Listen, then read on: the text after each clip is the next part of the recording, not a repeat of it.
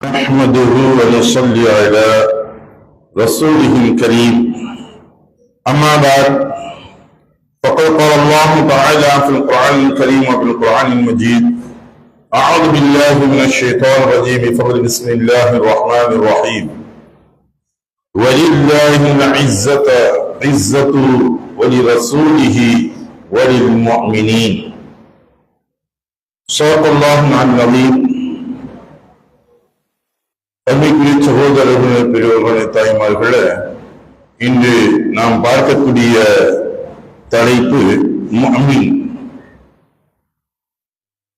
முஃமின் என்று யாரை நாம் சொல்கின்றோம் என்றால், ஈமான் கொண்ட ஒரு நபருக்கு முஃமின் என்று சொல்கின்றோம். ஏனென்றால் அவன் மூலம்தான் மற்ற மக்களுக்கு நிம்மதி கிடைக்க வேண்டும். அவனை பார்த்து யாருக்கு பயமும் வரக்கூடாது. ஒரு மனிதனை பார்த்தால் யாருக்கும் பயம் வரக்கூடாது. அவனை கொண்டு மக்களுக்கு நிம்மதி ஏற்பட வேண்டும். இவன் நான் உண்மையான முஃமினாக இருக்கின்றான். அது மட்டுமல்ல, இவனால் நம்முடைய பொருளாதாரத்திற்கும் ஆபத்து ஏற்படக்கூடாது. இவனால் நம்முடைய உயிருக்கும் ஆபத்து ஏற்படக்கூடாது என்று மக்கள் பயப்படாமல் இருக்க வேண்டும். அப்படி பயந்தால் அவன் உண்மையான முஃமினாக இல்லை என்பதாக அல்லாஹும் சரி அல்லாஹ் ரசூலும் சரி நமக்கு அதை வலியுறுத்திக் கொள்கின்றார்கள். அல்லாஹ் சொல்லும் பொழுது சொல்கின்றான், வலில்லாஹில் இஸ்ஸத்து வலிரசூலிஹி வலில்முஃமினீன். அல்லாஹ்விற்கும் ரசூலுக்கும் எப்படி கண்ணியம் உண்டோ அதே போன்று முஃமினுக்கும் கண்ணியம் என்பது உண்டு என்பதாக அல்லாஹ் சொல்லி காட்டுகின்றான். அல்லாஹ் என்று சொன்னால் நாம் எதற்கு கண்ணியமாக நினைக்கின்றோமோ அந்த வார்த்தையை கேட்டவுடனே ஜல்ல ஜலாலுஹு என்பதாக வார்த்தைகளை சொல்வார்கள். ரசூலுல்லாஹ் என்று சொல்லும் பொழுது ஸல்லல்லாஹு அலைஹி முஹம்மது ஸல்லல்லாஹு அலைஹி வஸல்லம் என்பதாக ஸலவாத்து சொல்கின்றோம். இதற்கெல்லாம் எப்படி நாம் இந்த வார்த்தைகளை கொண்டு ஸலவாத்து சொல்லி அல்லது அவனை புகழ்ந்து நாம் கண்ணியத்தை ஏற்படுத்துகின்றோமோ, கண்ணியம் செலுத்துகின்றோமோ, இதே போன்று ஒரு முஃமினை நாம் கண்டால் முஃமினுக்கு கண்ணியம் கொடுக்க வேண்டும். அவனுக்கும் கண்ணியம் என்பது உண்டு. எனவே நான் முஃமின்களை அநியாயமாக கொலை செய்யாதீர்கள் என்று அல்லாஹ் தஆலா சொல்லி காட்டுகின்றான். வலா தக்துலின் நஃப்ஸல் அல்லதி ஹர்ரமல்லாஹு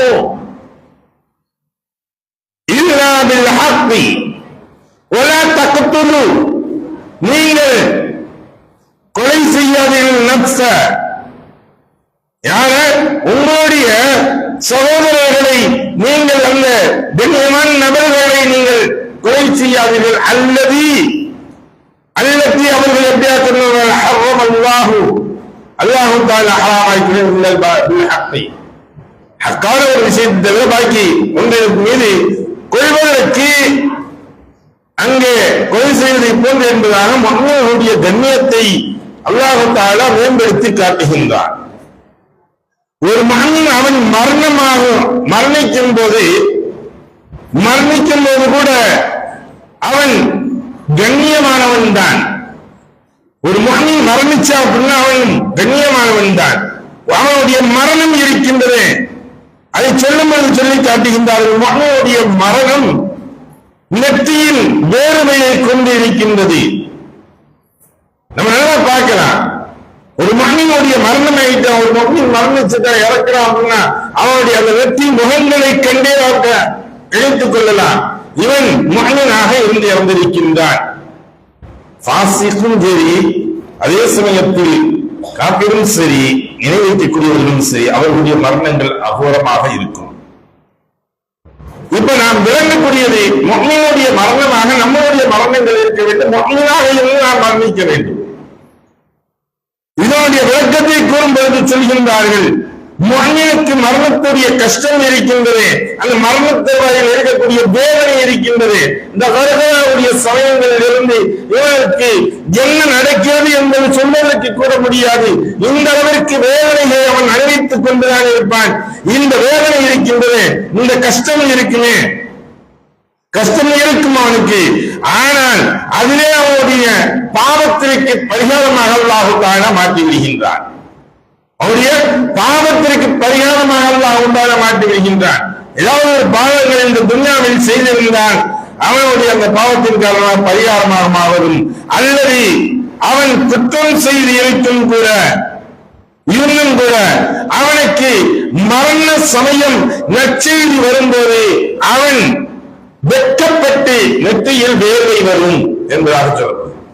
எப்படி சொல்றாங்க, இதுக்கு விரிவுரை எழுதும்போது ஒரு மனிதனுடைய நல்ல மனிதனுடைய மரணம் எப்படி இருக்கும், கெட்ட மனிதனுடைய மரணம் எப்படி இருக்கும், இந்த மரணத்தை பற்றி அந்த சமயங்களில் ஒரு மனிதனுடைய மரணம் எப்படி இருக்கும், சக்கரத்துடைய ஹால், இந்த கர்கராவுடைய சமயம், அந்த சமயத்தை அவன் அடைந்த பொழுது எந்த ஒரு வார்த்தையும் வெளியே சொல்ல முடியாது. ஆனால் நாவுகள் பிடித்துக் கொண்டே இருக்கும். நாங்கள் நம்ம பார்ப்போம், தாகத்தின் காரணமாக நாக்கு அப்படி வறட்சியாக இருக்குது போலண்டு. ஆனா நாம் காது கொடுத்து கூட அதை என்ன சொல்கின்றார்கள் என்பதை நம்மால் செவியில் வாங்க முடியாது. அந்த அளவுக்கு அவர்கள் அங்கே புலம்பிக் கொண்டிருப்பார்கள். ஒரு நல்ல மனிதனாக இருந்தால், ஒரு நல்ல மனிதனுடைய மரணத்தை நாம் பார்ப்போம், கடைசி தருவாயுடைய மரணத்தை. உங்களுக்குரிய சகோதரர்களே, தாய்மார்களே, நீங்கள் நன்கு உற்று கவனியுங்கள். ஏனென்றால் கண்கூடாக நான் கண்டதுடைய மரணத்துடைய செய்திகளை பார்த்திருக்கின்றேன். அந்த சூழ்நிலைகளில் சக்கராத்துடைய நிலைமைகளில் நாம் போய் பார்த்திருக்கின்றோம். எப்படி இருக்கும் தெரியுமா? அவங்க சொல்ல முடியாது. ஆனால் சில விஷயங்களை விரும்பிக் கொண்டிருப்பார்கள். அல்லாஹ் தஆலா அந்த சமயத்தில் மலக்குகளை அங்கே வருவத வைக்கின்றான். முதன்மையாக அவர்களுக்கு எடுத்து காட்டக்கூடிய ஒரு முஃமினுக்கு நல்லடியானுக்கு முதன்மையாக எடுத்து காட்டக்கூடியது நரகத்தை எடுத்து காட்டப்படும், நரகத்துடைய வேதனைகள் எடுத்து காட்டப்படும். அப்பொழுது அதை பார்த்துக் கொண்டிருக்கக்கூடிய சமயங்களில் அவருடைய கண் முன்னால் தெரியும் நரகத்தில் நடக்கக்கூடிய வேதனைகள் எப்படி கொழுந்து விட்டு ஜுவாரி விட்டு எரியக்கூடிய நரகத்தை அவன் பார்ப்பான். பார்த்துவிட்டு இந்த அளவிற்கான நரகம் இருக்கின்றது என்பதாக எண்ணிக்கொண்டு இவன் முழித்துக் கொண்டு இருக்கக்கூடிய சமயங்களில் தான் அவருடைய கண்கள் எல்லாம் மேலே சொல்லியதாக நாம் காண்போம். அப்பா வருவான், நாம் இதில் போய்தான் நம்முடைய நிலைமைகள் நாள் கடைசி சூழ்நிலையுடைய நிலைமைகள் எப்படி மாறிவிடுமோ என்பதாக எண்ணும் பொழுதுதான் அவனுக்கு சொல்லப்படும். அந்த ஜனாசாவுடைய இறக்கக்கூடிய மனிதருக்கு சொல்லப்படும், உங்களுக்கு நீங்கள் இருக்கக்கூடிய இடம் இதுவாக இருந்தது, உங்களுடைய அமல்களின் காரணமாக, உங்களுடைய ஈமானின் காரணமாக அல்லாஹ் தஆலா இதோ இந்த சொர்க்கத்தை உங்களுக்கு ஆக்கி வைத்திருக்கின்றான். உங்களுக்கு சொர்க்கத்தை அல்லாஹ் ஆக்கி வைத்திருக்கின்றான். இதோ பாருங்கள் என்பதாக அவர்களுடைய கண் முன்னால் காட்டப்படும். அவர்கள் பார்த்துக் கொண்டு அந்த சொர்க்கத்துடைய ஆனந்தத்தை அவர்கள் ரசித்துக் கொண்டிருப்பார்கள். அங்கு இருக்கக்கூடிய தென்பல்களையும் கஸ்தூரி மனங்களையும் அனைத்தையும் இவர்கள் கண்டு கொண்டிருப்பார்கள். இந்த சமயத்தில் இவர்கள் அந்த ஆனந்தத்தில் இருக்கக்கூடிய சமயங்களில் தான் இவர்களுடைய ஓகை இந்த உயிராகின்றது இந்த உடலில் இருந்து பிறந்து செல்லும். அருமைக்குரிய சகோதரர்களே, தாய்மார்களே, எண்ணி பாருங்கள். நம்ம இந்த செய்தியை கூட காதலை வாங்க முடியாட்டி வேற எந்த செய்தியை காதல வாங்க போறோம்? நம்முடைய கடைசி நேரத்துடைய தருவாய்க்கு செய்திகள் அல்லாஹ் தஆலா எப்படி நல்ல ஒரு செய்திகளாக நமக்கு தர வேண்டும்.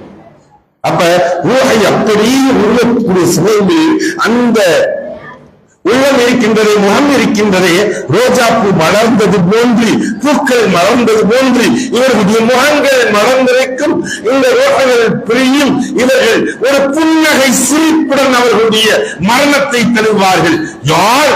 முஃமின்கள் இந்த மரணத்தை தழுவார்கள். நல்லடியார்கள் இந்த மரணத்தை தழுவார்கள். நல்லவர்கள் இப்படியா கொண்ட மரணத்தை தழுவார்கள். யார்? பாசிக்குகளாக, நயவஞ்சகர்களாக, முனாஃபிக்குகளாக, பாவிகளாக சாபத்திற்கு உட்பட்டவர்களாக இருக்கின்றார்களோ இவர்களுடைய மரணங்கள் எப்படி இருக்கும் என்று தெரியுமா? இவர்கள் பார்த்துக் கொண்டிருப்பார்கள். முழுமையாக மலக்குகள் வருவார்கள். சொர்க்கத்துடைய மாயங்கள் இவர்களுக்கு காட்டப்படும். அவர்கள் அதை கண்டு சந்தோஷப்பட்டுக் கொண்டிருப்பார்கள். நாம் செல்லக்கூடிய இடம் இதுவோ என்பதாக சந்தோஷத்தில் இருப்பார்கள். அப்பொழுது சொல்வார்கள், இல்லை இல்லை, நீ செல்லக்கூடிய இடம் இதுவல்ல. உன்னுடைய செயலின் காரணமாக, உன்னுடைய பாவ செயலின் காரணமாக, இதன் காரணமாக ரமலானுடைய காலங்களில் கூட நீ நன்மையை எதிர்பார்க்காமல், நன்மையை செய்யாமல் பாவத்தை செய்து கொண்டு இருந்தாயே. துஆவுடைய கபராகக்கூடிய நேரங்களில் கூட வெட்டித்தனமாக, வீண்தனமாக பேச்சுக்களை ஈடுபட்டுக் கொண்டு பாவத்தின் பக்கம் நீ சென்று கொண்டிருந்தாயே.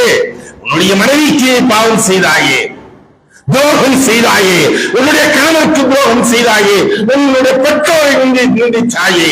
இதன் காரணமாக அல்லாஹும் அல்லாஹ் ரசூலையும் நீ நிந்தித்தாயே. இதன் காரணமாக நீ செல்லக்கூடிய இடம் இது அல்ல. நீ செல்லக்கூடிய இந்த நரகத்தை பார், உன்னுடைய கண் முன்னால் எடுத்து காட்டப்படும்.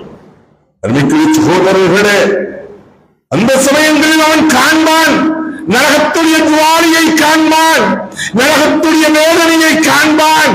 இவனுடைய கண்கள் எல்லாம் சொல்லிக் கொண்டு ஒரு அகோர முகத்துவம் கண்டு கொண்டிருப்பான், ஒரு ஆச்சரிய முகத்துவம் கண்டு கொண்டிருப்பான். அந்த சமயங்களில் இவருடைய ரோஹை பிடிக்கப்படும். எப்படி போகும் என்று தெரியுமா? இந்த நல்லடியாருடைய ரோஹை வாங்கக்கூடிய சமயங்களில் வாழைப்பழத்தில் இறக்கப்பட்ட ஊசியை முருகினால் எப்படி இருக்குமோ இதுபோன்று இந்த நல்லடியாருடைய ரோஹல் பிரியும். இந்த பாவிகளுடைய ரோஹல் பிடிக்கக்கூடிய சமயங்களில் எப்படி இருக்கும் என்று தெரியுமா? முட்களின் மீது வீசப்பட்ட துணிகளை இழுக்கப்பட்டால் எப்படி வருமோ, எப்படி லேசா வருமா? வராது. அதுபோல இவர்களுடைய ரோஹலை அல்லாஹ் அப்படியே அடித்து வைக்கப்படும். மலக்குகள் வலித்து இருப்பார்கள். இவன் அந்த இடங்களில் நான் அப்பொழுது ஒரு சொந்தத்தில் இவன் மரணத்தை எய்கின்றான். மரணக்கூடிய சமயங்களில் ஒரு சப்தம் இருக்கின்றது. அவர்கள் சிலர்கள் கத்துவார்கள். அந்த சமயத்தை நம்ம பார்க்கும்போது உண்மையில் அப்பத்தான் தெரியும் இவருடைய நிலைமைகள் இப்படி ஆகிவிட்டதே என்பதாக. அருமைக்குரிய சகோதரர்களே, இந்த ரமலானுடைய மாதங்களில் ஒரு மாதங்களில் எத்தனையோ இபாதத்துகளை நாம் செய்து கொண்டேதான் இருக்கின்றோம், இருந்து கொண்டேதான் இருந்தோம். இப்பொழுதும் நோன்பு வைக்கின்றோம், தொழுகின்றோம், அனைத்து சதக்காக்கள் கொடுக்கின்றோம், பிறர்களிடம் நாம் நல்ல விதமாக நடந்து கொண்டிருக்கின்றோம், எல்லா விஷயங்களையும் செய்கின்றோம். ஆனால் இந்த ரமலானிற்கு பின்னால் இருக்கின்றதே, அப்பொழுதும் நம்முடைய இபாதத்துகள், நம்முடைய செயல்பாடுகள் இருக்க வேண்டும். ஜத்திது ஈமானக்கும் என்பதாக ரசூலுல்லாஹி ஸல்லல்லாஹு அலைஹி வஸல்லம் சொன்னார். ஜத்திதுல் ஈமானக்கும், உங்களுடைய ஈமானை புதுப்பித்துக் கொண்டே இருங்கள். எப்படி? லா இலாஹ இல்லல்லாஹ் முஹம்மது ரசூலுல்லாஹ் ஸல்லல்லாஹு அலைஹி வஸல்லம், எனக்குரிய கலிமாவை கொண்டு நீங்கள் புதுப்பித்துக் கொண்டே இருங்கள். அப்படியானால் நம்முடைய ஈமான் இருக்கின்றது. இந்த ஈமானின் ஒரு பாவங்கள் செய்யக்கூடிய சமயங்களில் இதில் ஒரு கரம்பொழி விழுந்து கொண்டிருக்கும். எப்படி நம்முடைய துணிகளில் கரம்பொழிகள் விடப்பட்டால் துவைத்து அதனுடைய அழுக்கை நோக்கி ஒன்றாக கசக்கி இருக்கின்றனோ, இந்த கைமாக்களின் மூலியமாக, நம்முடைய தௌபாக்களின் மூலியமாக அது கழுவப்படும். ஒரு மனிதன் கைமாவை முடியவில்லை, தௌபாவை செய்யவில்லை, இபாதத்துகள் செய்யவில்லை, எந்த ஒன்றும் செய்ய என்றால் அவருடைய ஈமான் மிகவும் இப்படி ஒவ்வொரு புள்ளிகளாக பெருகிக் கொண்டே சென்று முழுவதுமாக இவருடைய ஈமான் கருத்து விடும். ரமலான் கழிந்த காலத்திற்கு பின்னாலும் உங்களுடைய ஈமானை புதுப்பித்துக் கொண்டே இருங்கள். இபாதத்துகளில் நீங்கள் கவனம் செலுத்திக் கொண்டே இருங்கள். தொழுகையை விட்டுவிட்டால் நமக்கு எந்த ஒன்றுமே கிடையாது. முஸ்லிம் என்பதே இல்லை. முஸ்லிம் என்பதற்கு அடையாளம் தொழுகைதான். தொழுகையை நாம் கடைபிடிக்க வேண்டும். கலிமாக்களை அதிகமாக முடித்துக் கொண்டே இருக்க வேண்டும். தௌபாக்களை தேடிக்கொண்டே இருக்க வேண்டும். இந்த காலகட்டம் அது ஈமானை செய்யக்கூடிய காலகட்டத்தில் நாம் இருந்து கொண்டிருக்கின்றோம். ஈமானை புதுப்பித்துக் கொண்டே இருக்க வேண்டும். அல்லாஹு தஆலா நம்முடைய ஈமானை எப்பொழுதும் தூய்மையான ஈமானாக அல்லாஹ் ஆக்கியார் புரிவானாக. இறுதி வரை உறுதியாக ஈமானிலே இருந்து ஈமானிலே வாழ்ந்து ஈமானிலே மரணிக்கக்கூடிய நன்பாக்கியங்களை அல்லாஹ் நமக்கு தந்தார் புரிவானாக. வாஹ் தாவானா வல்ஹம்துலில்லாஹி ரப்பில் ஆலமீன்.